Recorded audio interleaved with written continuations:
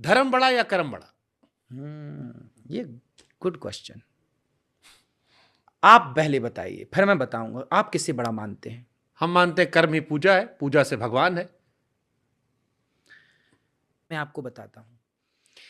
देखिए, धर्म और कर्म, पहले तो आप ये जानिए कि कर्म क्या है। आप आंखों की पलकें झपका रहे हैं ना, ये भी तो आप कर्म कर रहे हैं।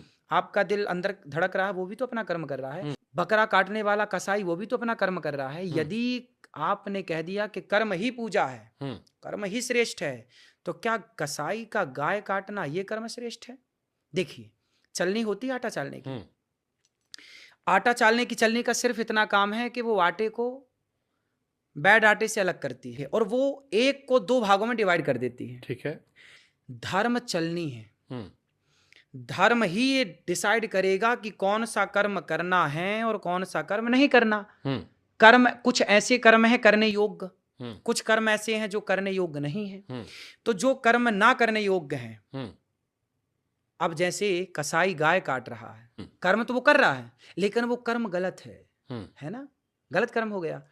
शराबी बोलेगा मैं तो शराब पी रहा हूं, अपना कर्म कर रहा हूं। गंजेड़ी बोलेगा मैं तो गांजा पी रहा हूं, अपना, सब कुछ कर्म है। फिर आप कर्म को कैसे बड़ा कह सकते हैं?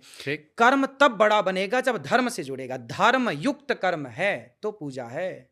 यदि आपने धर्म युक्त कर्म नहीं किया तो वो कर्म पूजा कैसे बनेगा? इसलिए कर्म कौन सा? धर्म युक्त।